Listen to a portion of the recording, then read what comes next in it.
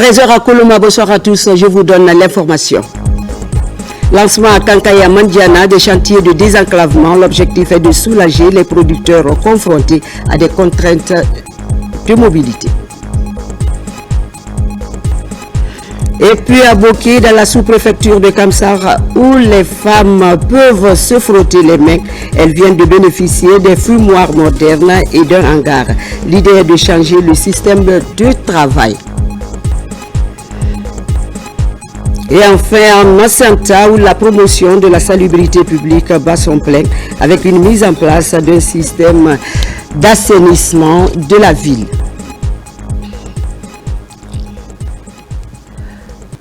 Bonsoir à tous.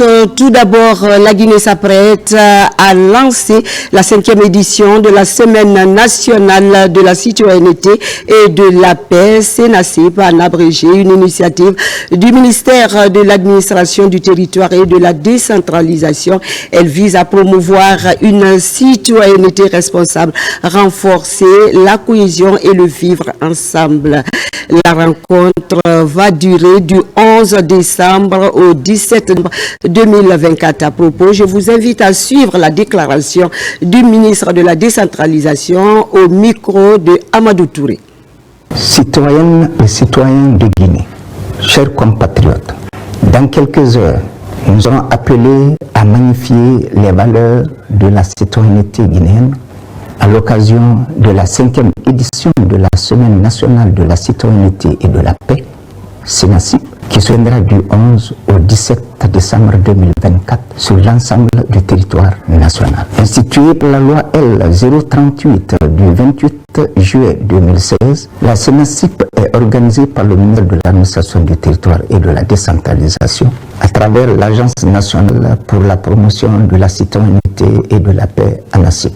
Chers compatriotes, la CNACIP est une initiative de mobilisation citoyenne pour une meilleure promotion des valeurs civiques et républicaines, socle vivre ensemble et de la cohésion sociale. La tenue de la CNACIP dans un contexte de refondation organisationnelle de notre pays est la preuve de la volonté des autorités de bâtir le développement économique et social de la Guinée sur le socle d'une citoyenneté responsable, pleinement assumée par tous les Guinéens. Une vision qui s'inscrit parfaitement dans la stratégie de Simandou 2040. À cet égard, la CNACIP sert de cadre de sensibilisation et d'interpellation de l'ensemble du corps social sur les enjeux liés au développement de notre pays et sur la nécessaire conciliation de l'exercice des droits et libertés avec l'observation des devoirs vis-à-vis de l'État des autres citoyens.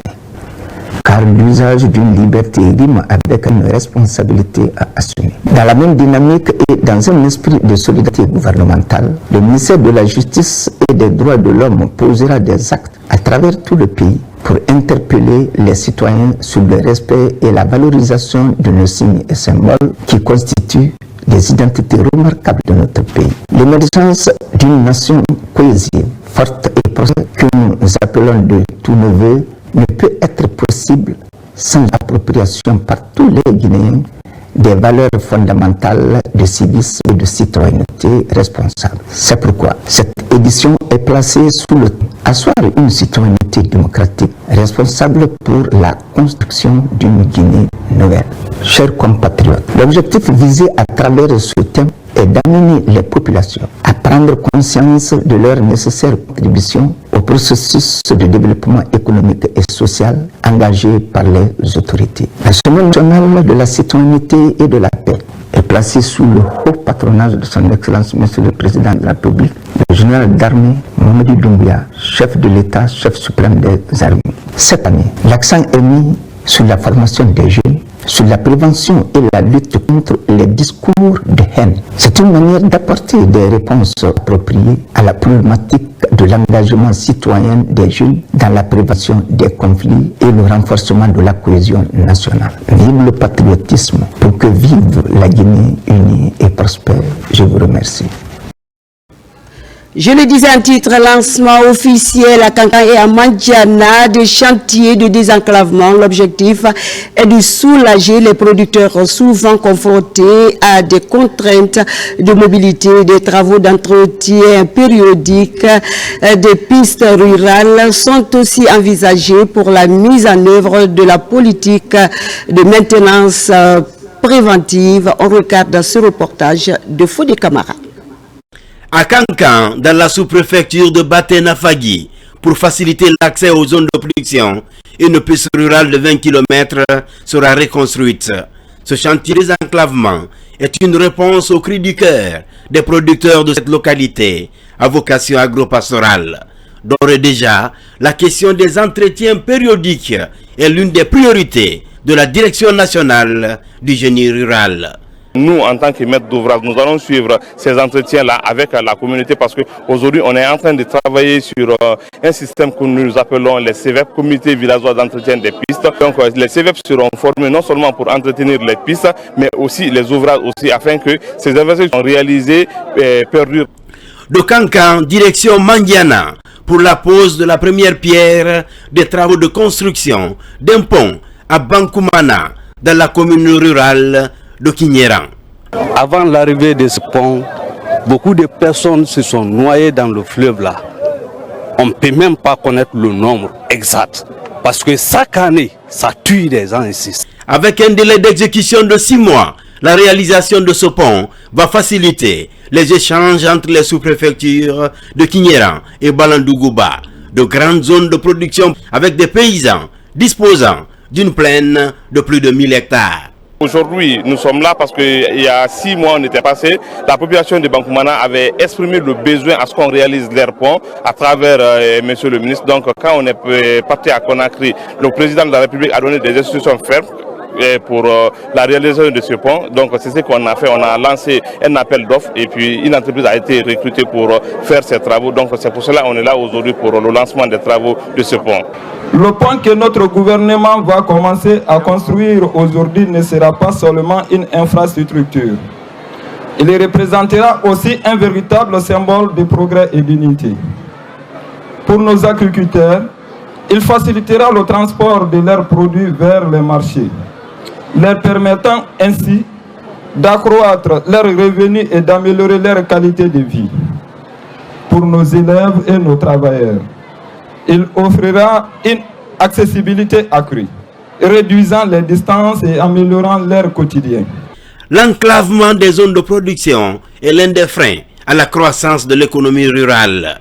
La réhabilitation des pistes et la construction des ouvrages de franchissement figurent en première ligne des requêtes des producteurs de l'arrière-pays.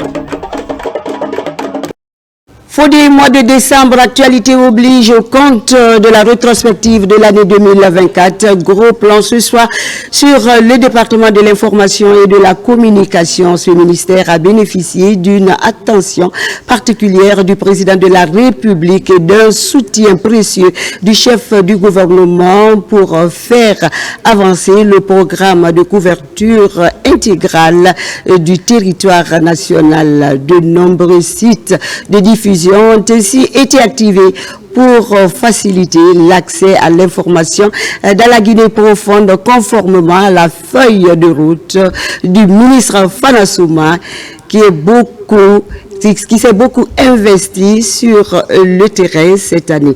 Plus de détails dans ce commentaire de Kerno Ousmane Diallo. On l'écoute. L'année 2024 a marqué un tournant dans la volonté du chef de l'État, général Madi Doumbouya, à faciliter l'accès à l'information à travers tout le pays par les médias publics. À partir du mois de mars notamment, sous le leadership du ministre Fanasouma, une vaste opération de réhabilitation des sites de diffusion est lancée. Au bout de quelques mois, les sites de diffusion de Farana, Zérékoré, Kankan, Kindia, Boulbiné, Labéi, Mandiana, Sigiri, Kouroussa et Télémélé ont été dotés d'émetteurs radio et FM. Dans la plupart de ces préfectures, cela faisait 10 ans que les populations ne recevaient pas les programmes de la radio et de la télévision nationale. Le réveil des sites de diffusion offre ainsi aux populations l'opportunité d'accéder directement au programme de la RTG avec une simple antenne TV sans obligation de s'abonner à un quelconque opérateur pour recevoir les images et écouter les sons de la RTG. Conscient de la nécessité de faciliter l'accès à l'information pour les populations paysannes à travers les radios communautaires et dans les langues nationales, le gouvernement a accordé une attention particulière aux radios rurales cette année. Ainsi, plusieurs radios rurales qui étaient également sous silence ont été relancées. En mars 2024, les stations opérationnelles étaient au nombre de 20. 6 mois plus tard, toutes les 36 stations de radio rurale sont opérationnelles avec de nouveaux émetteurs de 500 watts installés dans plusieurs d'entre elles pour étendre leur champ de couverture. Aussi, la tenue de la 25e revue annuelle de la radio rurale de Guinée a permis de réviser la grille des programmes de ces radios pour les rendre plus efficaces et plus présentes sur le terrain aux côtés de leurs cibles en milieu paysan. Le programme d'équipement et de modernisation de ces radios a permis depuis mars 2024 de doter 17 radios rurales de consoles numériques et de systèmes d'antennes pour à la fois faciliter le travail des techniciens et améliorer surtout la qualité de son. À cela s'ajoute la redynamisation de la RKS, Radio Kaloum Stéréo, dont la sphère d'écoute des émissions dépasse désormais le cercle du centre administratif pour toucher toute la haute banlieue de Conakry. La relance des chantiers de construction qui étaient à l'arrêt a été également l'autre élément caractéristique cette année au ministère de l'Information et de la Communication. À Boulbiné, la rénovation du siège du quotidien national Oroya traduit la volonté des autorités guinéennes à redonner un second souffle à ce journal. À Coloma, les travaux de construction des sièges du ministère et de l'Institut national de l'audiovisuel entamés il y a de cela 11 ans sont enfin achevé. 2024 a aussi été marqué au ministère de l'Information et de la Communication par une politique d'ouverture tant au niveau national avec les associations de presse qu'avec les partenaires au développement qui ont accompagné les initiatives de formation des journalistes à travers le Fonds d'appui au développement des médias et le Centre de formation et de perfectionnement aux techniques de l'information et de la communication. Les directions du ministère de l'Information et de la Communication ont été touchées par le vaste programme de réforme. La RTG, suite à une retraite, alors ces programmes, l'AGP, l'Agence guinéenne de presse, renforce l'intégration du digital dans la diffusion de ces informations. La Direction nationale de la communication et de relations avec les médias privés a entamé l'élaboration de la politique nationale et de la stratégie nationale de communication gouvernementale afin d'harmoniser toutes les actions de communication et permettre une meilleure visibilité des initiatives menées sur le terrain en faveur du développement socio-économique des populations. À l'international, la coopération avec la Chine a pris une nouvelle dimension avec le projet de 1000 points locaux pour l'accès à l'information et aux nouvelles par l'énergie solaire. Star Times accompagne ce projet inscrit parmi les projets prioritaires dans la coopération guinéenne. 2024 aura été ainsi l'année du dynamisme au ministère de l'Information et de la Communication, ponctuée d'une reconnaissance des populations à l'endroit du chef de l'État, général Mamadi Doumbouya, pour le désenclavement des localités en matière d'information et de communication. À Pita, Banko, Sigiri ou encore à Télémilé, partout, les populations ont marqué leur satisfaction. Une initiative qui mérite d'être encouragée. Diplomatie et présentation des lettres de créance en Sri Lanka. L'ambassadeur Alassane Conté a récemment présenté les documents qu'il accrédite auprès du président sri-lankais comme ambassadeur extraordinaire et plénipotentiaire de Guinée. Une présentation couronnée par un début de coopération entre les deux pays. N'est-ce pas, Makeme Dozo? On t'écoute. C'est dans un respect absolu de l'ordre protocolaire que l'ambassadeur extraordinaire et plénipotentiaire Alassane Conté a été reçu au palais de la Colombe. Le diplomate guinéen a remis officiellement ses lettres de créance au président de la République socialiste démocratique de Sri Lanka, son Excellence Anura Dissanayake.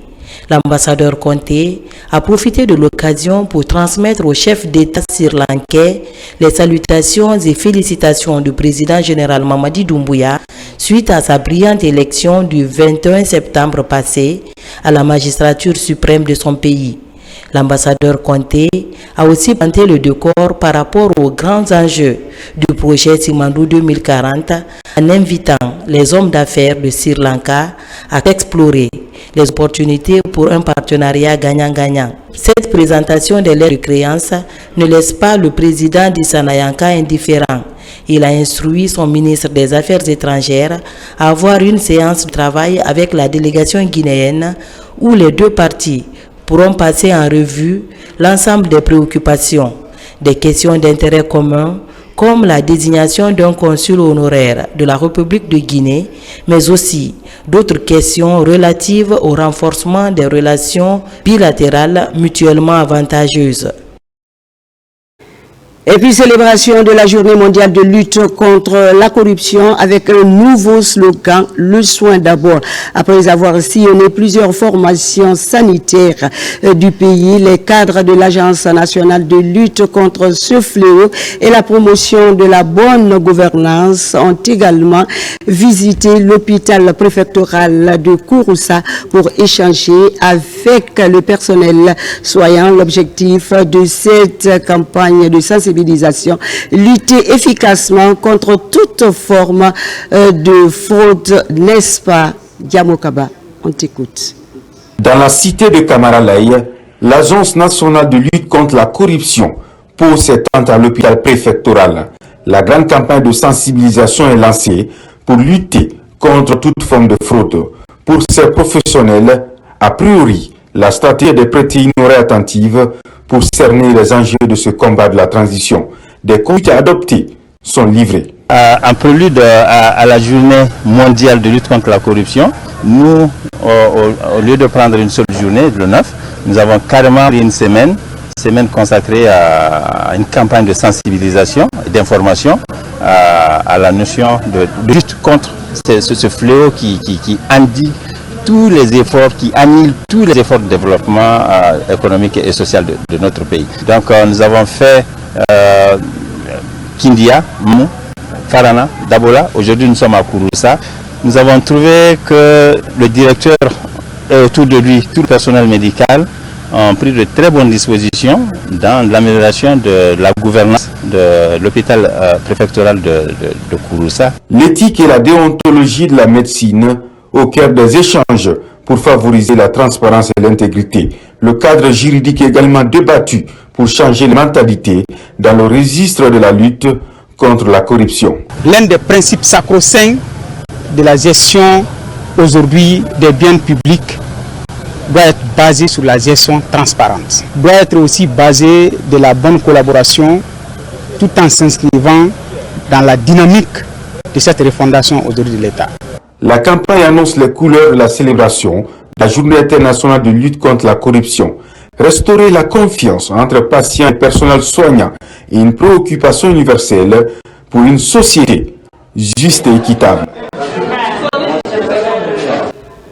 De ça, nous allons à Farana pour parler de la formation d'orientation des équipes d'audience foraine du programme national de recensement administratif à vocation d'état civil. L'objectif est d'élaborer un planning opérationnel et harmoniser les interprétations des dispositions législatives et réglementaires régissant les audiences foraines administratives de Farana. Ibrahima Oulefofana, Silati Kourouma et pour le compte rendu. L'une des priorités du CNRD dans la refondation d'État est la réforme et la modernisation du système de l'État civil et de l'identification des personnes physiques. Pour y arriver, le programme national de recensement administratif à vocation d'état civil PNRAVEC a été créé et le département en charge, l'administration du territoire, collabore avec celui de la justice.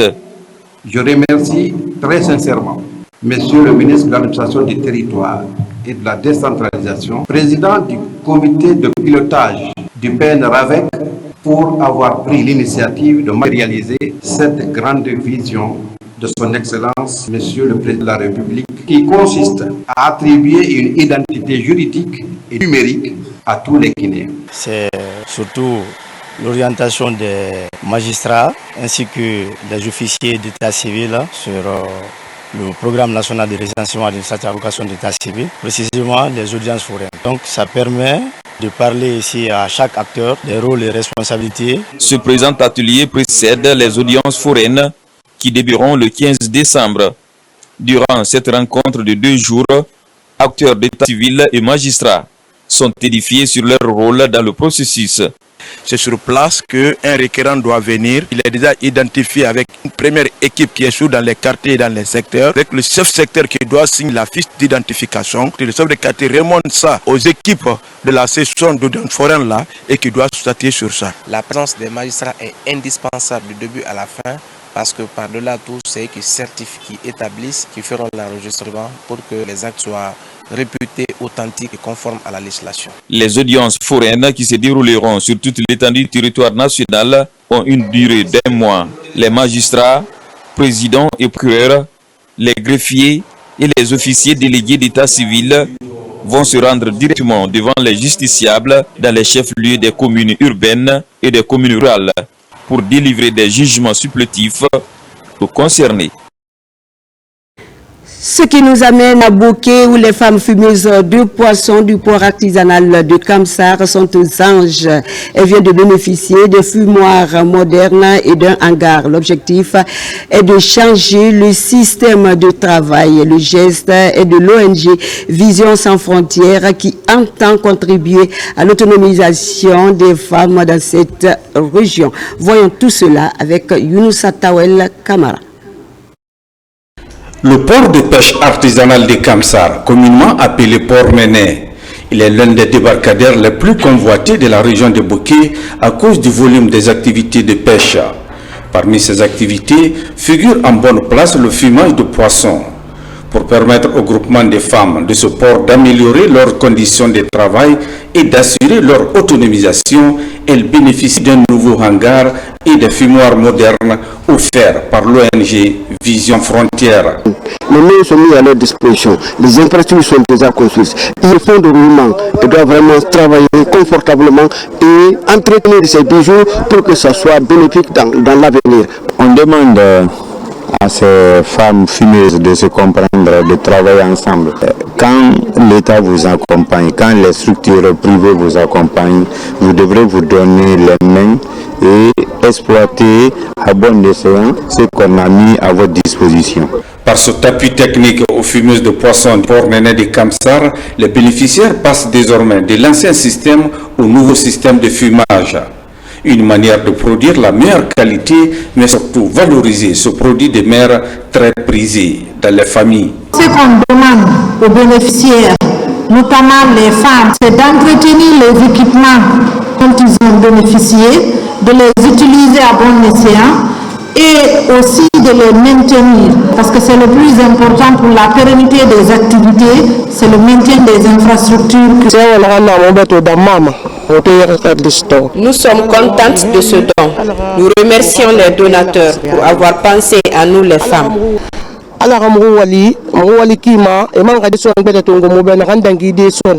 Ce projet d'assistance aux fumeuses de poissons de la région de Bouquet est exécuté par l'ONG Vision sans frontières sous le financement du groupe CSL avec un appui technique de la CBG. Il vise 3 débarcadères de la sous-préfecture de Kamsar, à savoir l'ancien et nouveau port de pêche de Kamsar et celui de Taïdi. Non loin de Conakry, à Koya, une opération d'assainissement est organisée par une ONG locale. La cour de la commune est la première cible de cette opération, une action citoyenne qui doit s'élargir dans plusieurs localités. Les autorités apprécient les initiateurs de cette campagne d'assainissement. N'est-ce pas, Manguedan Toumansouma? On t'écoute. Ils sont des jeunes gens engagés pour améliorer les conditions de santé, de vie et de travail dans les services et autres lieux publics comme ici, dans l'enceinte de la commune urbaine. C'est un mouvement des jeunes qui évolue dans le volontariat. Nous, en fait, il y a beaucoup d'activités, mais pour le moment, nous nous attelons un peu dans les actions citoyennes. C'est par rapport en fait à l'accompagnement de Monsieur le Président de la République, le général Mamadou Doumbouya, par rapport à tout ce qu'il a commencé depuis qu'il est en fait au pouvoir le 5 septembre 2021. Et nous aussi, en tant que jeunes de Koya Patriotes, nous avons initié de mettre un peu en place cette coalition pour essayer de l'accompagner dans tout ce qu'il fait. Cette action citoyenne de ce groupe de jeunes volontaires est vivement appréciée par les autorités. Remercier l'ONG qui a pris l'initiative de venir assainir l'enceinte de la commune. J'invite toute la jeunesse de Koya d'emboîter les pas de la coalition pour œuvrer pour le développement de Koya. À en croire les responsables de ce mouvement citoyen, des activités similaires seront envisagées les jours à venir dans d'autres lieux publics à travers la ville de Koya. Restons dans le même cadre à Massanta, c'est une nouveauté dans la promotion de la salubrité publique. Il s'agit de la mise en place d'un système d'assainissement de la ville piloté par l'Union pour le développement et la formation sur les actions intégrées à la base en Guinée. Le projet est soutenu par Rio Tinto. C'est un reportage de l'AC Kamisoko. Figurant au 6e rang des objectifs du développement durable d'ici 2030, la problématique de l'eau et d'assainissement est au centre de l'engagement communautaire dans la préfecture de Mazanta. Dans cette salle de conférence de la Maison des Jeunes, toutes les composantes sociales de la commune urbaine se retrouvent pour la mise en place d'un système d'assainissement adéquat. Ce projet fait partie des priorités de son Excellence, le président de la République, Mamadou Doumbouya. C'est pourquoi la commune urbaine de Massanta s'engage à accompagner l'ONG IDFEP Guinée, récipiendaire du projet pour son exécution correcte. J'invite toute la population de faire Massanta ville propre, sans ordure. Cela peut être une réalité que si chaque famille s'abonne une famille, une poubelle. En outre, nous rassurons la société Rio Tinto, Sinfer et l'ONG l'IDFJD de ne ménager aucun effort pour accompagner la mise en œuvre du dit projet. Promouvoir la santé des populations en vue de leur garantir un avenir meilleur, c'est la motivation de la société Rio Tinto Sinfer aux côtés de l'État guinéen dans le processus de développement. À la base, les activités sont coordonnées par l'Union pour le développement et la formation sur les actions intégrées à la base en Guinée. Nous vous rassurons de toute notre disponibilité pour l'exécution correcte du présent projet en vue d'une pérennisation des activités pour Massanta ville propre. Chez Rio Tinto, la protection de l'environnement et la santé et sécurité communautaire constituent l'objectif numéro 1. C'est pourquoi des efforts continuent à être fournis pour accompagner les communautés de manière responsable et conforme. Dénommée Hygiène et assainissement Massaville propre, cette initiative des jeunes vient appuyer la politique de salubrité publique enclenchée par le ministre de l'administration du territoire et de la décentralisation depuis 2022. Culture à présent, le festival international du djembé célébré à Conakry a été marqué aussi par des panels autour de la table des acteurs du monde culturel pour une série de formations. Elle porte sur les droits d'auteur et la création de contenu organisé à l'intention des animateurs culturels, des outils pour qualifier le secteur afin de permettre aux acteurs de mieux produire et tirer profit de leurs œuvres. Retrouvons Ousmane Ba et Mamadou Djoumaba pour le compte-rendu. À marge de la célébration du Festival international du djembé, des panels sont organisés en faveur des acteurs du monde culturel. Une série de formations pour mieux promouvoir le secteur et apporter de la valeur ajoutée. La première session porte sur les droits d'auteur, permettant aux acteurs de mieux produire et d'en tirer meilleur profit. Outiller les professionnels du secteur pour créer de la richesse à travers la monétisation de la musique par exemple. Ces professionnels-là du droit d'auteur, effectivement, ils restent à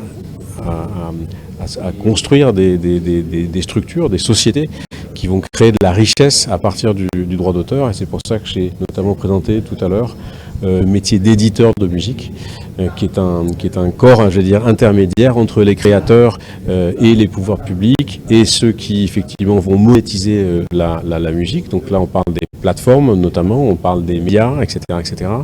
La seconde session porte sur la création de contenu organisé à l'intention des journalistes culturels. C'est pour permettre à ces derniers de mieux défendre les artistes et promouvoir leurs œuvres. Une initiative du ministère en charge de la culture à travers le Fonds de développement des arts et de la culture, FODAC. On se dit qu'à la sortie de cette formation, certainement, ils seront mieux outillés pour non seulement, je veux parler des journalistes, pour pouvoir créer des contenus afin de pouvoir mieux vendre la culture guinéenne, parce que c'est important, c'est pas seulement venir couvrir un événement, mais il faut couvrir de sorte que lorsque vous diffusez, que ça puisse apporter qu'il y ait une plus-value au niveau de l'artiste.